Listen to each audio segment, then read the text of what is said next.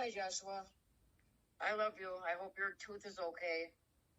And I'm sorry I haven't called you this weekend. I was in bed most. I'm feeling better though, but if you can call me later, go ahead. Bye.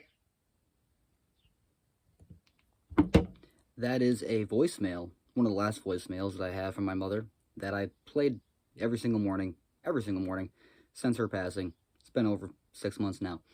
Well, damn near. I think, yeah, it has been over 6 months. Now, with that being said, in this video I want to discuss my opinion on funerals. Now, I have been to my father's funeral, I've been to my mother's funeral, and I've been to other people in my family's funerals, and other people's funerals aren't in my family. I've been to many funerals, more funerals in my life. I've actually never been to a wedding. I've seen more death than I've seen love. That just seems to be my, so you can definitely kind of coincide that with how I view the world.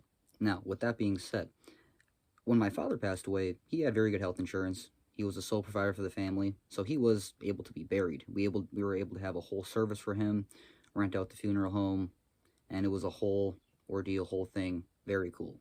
Now, for my mother, it was kind of more drastic, wasn't so planned, wasn't any life insurance, and we had to scrape together the money that we could from the community that we had available to us. Now, with my father, we were able to get him buried. I think that was pretty sure that's what he wanted. And being that most of my family is Christian, kind of Catholic, I think on the majority of my family sides, I think that's what he wanted. Now, he was able to do so, and I'm going to be honest, for my mother's funeral, she got cremated. Now, there's different factors for each one of these options, to be buried or to be cremated. And we're going to discuss that today, as well as how it affects the family, and I think how it affects the final burial, the final goodbye, the final celebration of life for the people around that said individual, and how it affects them. Now, when my father passed away, he was buried, so I went to his funeral at the age of 15, and I saw him in the casket. And I remember walking up and seeing that, and it wasn't the first time I ever saw a dead body in a casket. I actually saw my grandpa dead in a casket when I was 10 or 11, so definitely younger than this. But at the same time, this is the first time that I saw someone so close to me, that this death affected my life so much. So I definitely had a huge role and a huge impact on my life considerably. Now, in terms of my mother, okay, also being so, when I was younger, I saw my dad a lot more, so I was more used to being around my dad, so it was more of a loss, being that I could kind of grasp initially right in the front of my mind, know what it's like to be around him. So it was more of a, okay, this is a huge change.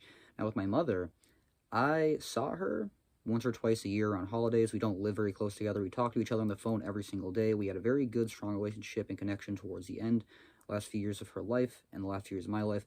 But we didn't see each other in person a lot. We didn't really do much in person. So I almost kind of wish that I would have been able to see her buried. Now, my sister and a lot of my family, they would have rather chose the cremation. I know that's been an option for many people in my family. First of all, it's the cheapest option, being that they don't have to embalm you, they don't have to store you, and they don't have to dig up the whole grave. They'd still have to dig up the plot, but putting a little urn in there is a lot simpler than a whole, 6 feet under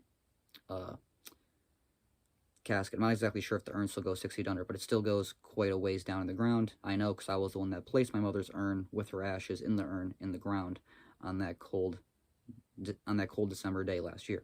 Now, with this being said, I hate holidays.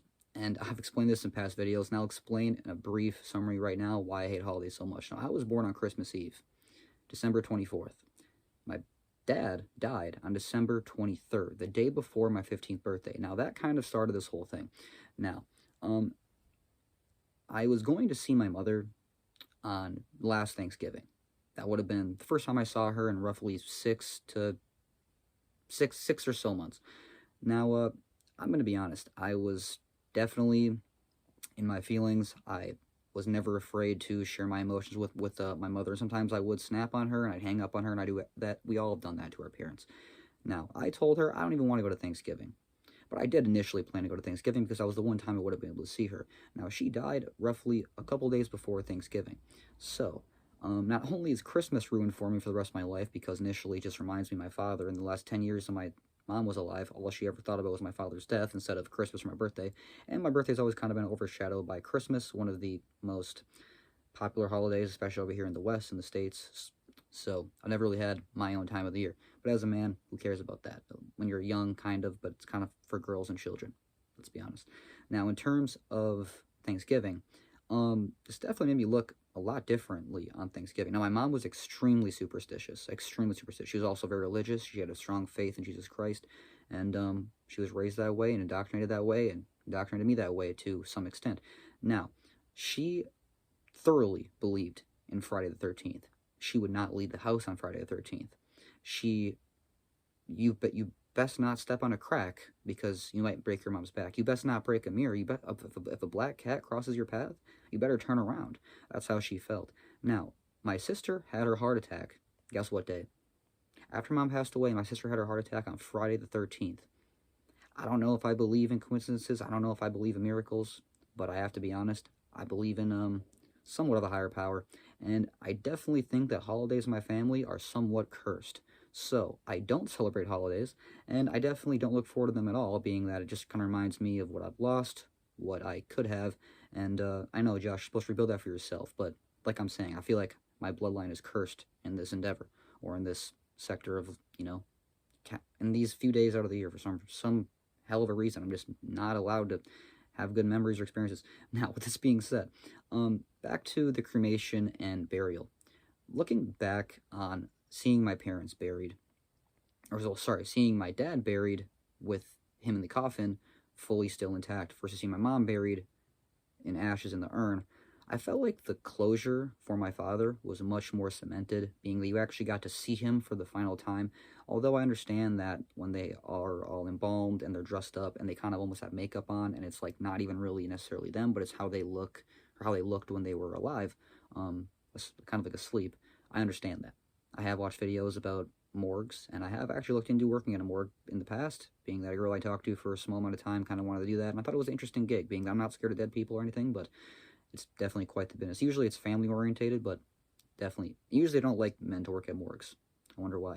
Now, with that being said, I still feel like I never really got to see my mom for the last time, which inevitably, even if I were to see her in the casket, I would have not been inherently seeing her, but it would have gave me, I think, more closure. And although I think maybe some of my family members felt like it maybe would have been hard for them to see that, I think that really provides closure, because I feel like I'm still kind of just waiting for her to call me. I'm waiting for something. But then, when I put that urn in the dirt, I remember my sister was crying, my brother was over there, and my family members were behind me, and I was thinking to myself, like, this doesn't even really feel real. It doesn't even feel like I'm really, maybe it was like an out-of-body experience because it was so fresh to me, and I wasn't really ready to inevitably accept her death. And I don't think I really am yet. But at the same time, I think this is something that goes a long way, and I think that financially, this is really going to be a long process in the future, where I think many people will start choosing cremation rather than the overall burial process, unless they have the health insurance. But it is quite a hefty expense and a financial restraint if you want to be buried, if you want to have a huge headstone, if you want any of this stuff. The funeral home, funerals, cemeteries, it's a business, and they hit you when you're most vulnerable, when you're lost to people that are most important in your life, and sometimes even your why. So, have you personally experienced funerals? Have you personally had to bury whether it's your parents or maybe someone even else closer, or even just as close in your life? I'd love to hear your personalized opinions down below, as well as what you think about the difference between burying in a casket or just inevitably being cremated, because I guess sometimes people keep some of their people's ashes and then they spread it amongst some places that they love throughout their life or that they wish to be spread. Either way, I'd love to hear your personalized opinions. I want to be buried, to be honest. I think if I have the choice, I would like to be buried, but I also am